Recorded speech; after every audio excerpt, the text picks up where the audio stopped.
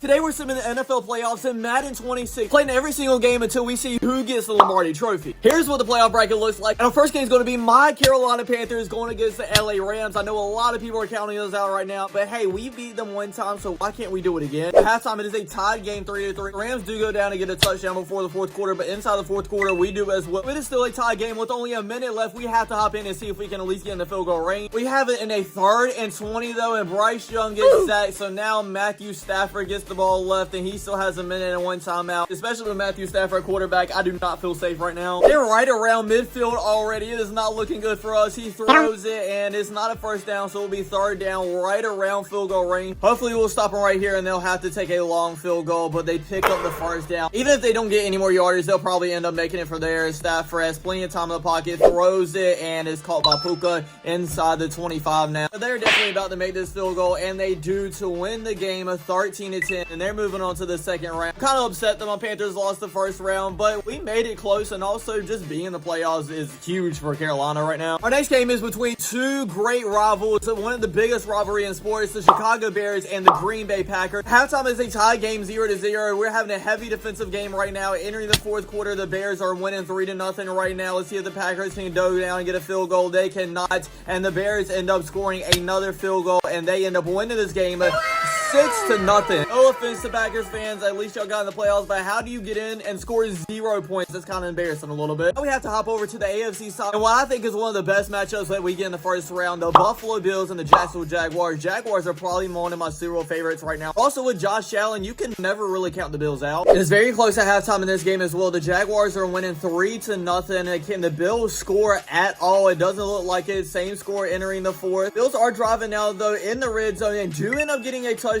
So now the Jaguars only have a little bit over a minute left to go down and get a touchdown. Just a short pass, and okay, they had a timeout at least. Actually, they have 2 more timeouts. That is plenty of time left, honestly. I didn't really realize that they had 2 timeouts left, but they do. Trevor Lawrence has another good pass, and they're inside of field goal range. I mean, I know they don't need a field goal, but that means they're getting a little bit closer. Lawrence runs out to the right and just throws it at his feet. So now that it is 4th down, they don't really need to look at the time. They just need to pick up this first. This to extend their game and playoff hopes. Trevor Lawrence throws it deep, and it is caught. What a catch by the tight end, Brenton Strange. This game is getting juicy. Coming down to the wire right now. Lawrence throws it to the end zone. Out of the back of the end zone. It's 4th down again. What are they doing right now? The Jaguars really about to sell this. Lawrence has plenty of time in the pocket. Slings in the end zone. Oh my God, what a catch by Parker Washington. That's probably going to be it, ladies and gentlemen. On 4th down, Parker Washington just made a crazy catch to send the Jaguars season and keep their playoff hopes alive. The next game is pretty fun as well. It's the Philadelphia Eagles and San Francisco 49ers, a rematch of the NFC Championship game a couple of years ago. This is definitely a lot higher scoring than our other games. It is the Eagles winning at halftime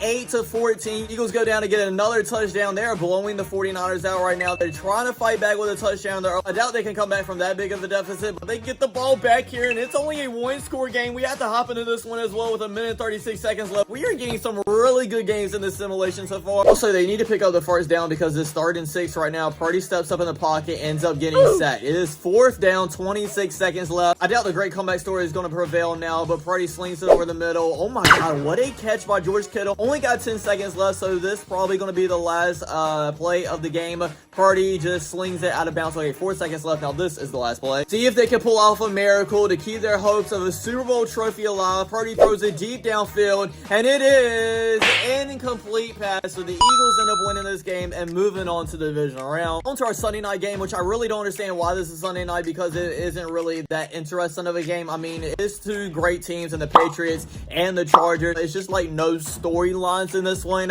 I mean, it's a great Patriots team, and I think they're going to kind of skunk them in real life, but we're going to see what happens in Madden. At halftime, it's actually the Chargers winning 12-7. It's kind of a weird game because they actually got a safety, but the Patriots go down to get a touchdown. They're up by 3 points now. The Chargers go down and do respond back with one of their own. It's 19-15 now. The Chargers get the ball back again and then run the clock out, so they actually upset the Patriots and end up winning this game 19-15. Really did not see that one coming. I guess a lot of people did say the Patriots weren't that great because they had an easy schedule in the regular season, so I will see what happens, but that's very interesting. And that was time for our last game of the first round. This one could honestly go either way. It is the Pittsburgh Steelers and the Houston Texans. Both are a pretty decent team. I'm leaning to the Texans because of that strong defense. At halftime, it is the Steelers winning only by a touchdown though, so the Texans can obviously come back and they do get a a touchdown. Tie game now entering the fourth quarter. They're kind of punting the ball back and forth. A really low scoring game. But the Texans now have the ball inside their own 10-yard line and end up making a field goal. So the Steelers only have 17 seconds left to at least get in the field goal range. But if it's anybody that can do it, it is Aaron Rodgers. Rodgers throws a deep downfield. We all know what that arm can do. And it is. Oh my God. That was a 1-on-1 opportunity as well. If you guys didn't see it,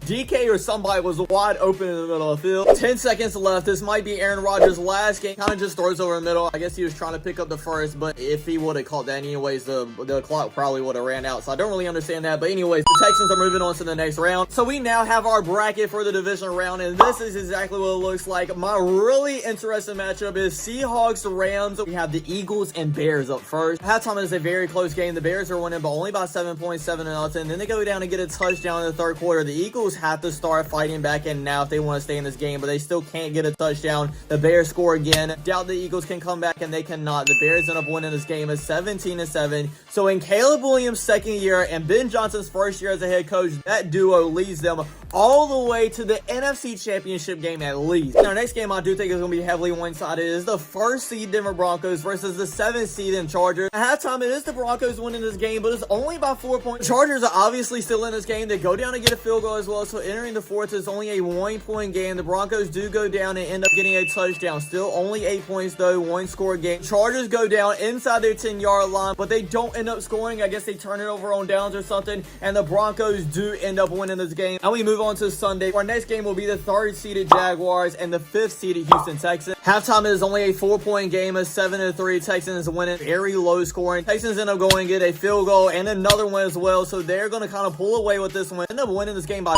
12, 15-3. I did say the Jacksonville Jaguars, one of my favorites. That Texans defense is obviously good, and holding them to 3 points was crazy. Then we only have one more game in this round, and I say the best for last. We have the Rams and the Seahawks going against each other, and obviously that last time they faced off each other in the regular season was an amazing game. Surprisingly, at halftime, it's a very low scoring game. The Hawks are winning 7-3, and it looks like nobody wants to score because we have the same score entering the fourth quarter as well. The Seahawks finally get a field goal of their own. It's only a 7-point game now, and the Rams just can't score though. Seahawks go down and get another field goal, 10-point game. That's probably going to be it, and yes, it is. The Seahawks end up winning this game 13-10 and move on to the NFC Championship game. And these are our championship round matchups. 4 teams left, each one being 1 win away from being in the Super Bowl. The first game we're going to hop into is the Seattle Seahawks and Chicago Bears. Halftime, it is a close game of 14-8, only a 5-point game. The Bears can obviously come back, and we have the same score entering the 2-minute warning. Only 2 minutes in this game left. The Seahawks go down and get a field goal, so that's probably going to be it. And yes, it is. The Seahawks end up winning this game, and they are going to the Super Bowl with Sam Darnold as their quarterback. So now it's time to see who they'll be playing in the big game, either the Houston Texans or the Denver Broncos. I'm kind of hoping the Texans win because it would be kind of boring just to see the 2 number 1 seeds. But at halftime, it is the Broncos winning 10-3. The Texans do go down to get a touchdown though, so it's a tied game entering the fourth quarter. The Broncos get a touchdown. Let's see if the Texans can respond. Yes, they can. Still a tied game with only a minute left. The Broncos go down and get a field goal. I would hop in this game, but with 12 seconds left, I doubt they're going to be in field goal range, and they cannot. The Broncos end up winning this game, and our Super Bowl is both number 1 seeds, the Seattle Seahawks versus the Denver Broncos. Bo Nix, Sam Darnold, 2 great defenses, probably both the best in the NFL. This is going to be a very good game. I'm going to go ahead and watch the entire game. First quarter, nobody scores, but the Broncos go down and get a touchdown, and then the Seahawks get a field goal. So we actually got some scoring in the second quarter, but still not a lot at halftime. It is the Broncos winning 7-3. Denver goes down and get another score and another touchdown, so they're up by 14 points now. The Seahawks can't come back, but they need to score now, but it's the Broncos scoring again, so that is probably going to be game. And yes, it is. It's kind of a blowout, 27-23. But the congratulations to the Denver Broncos,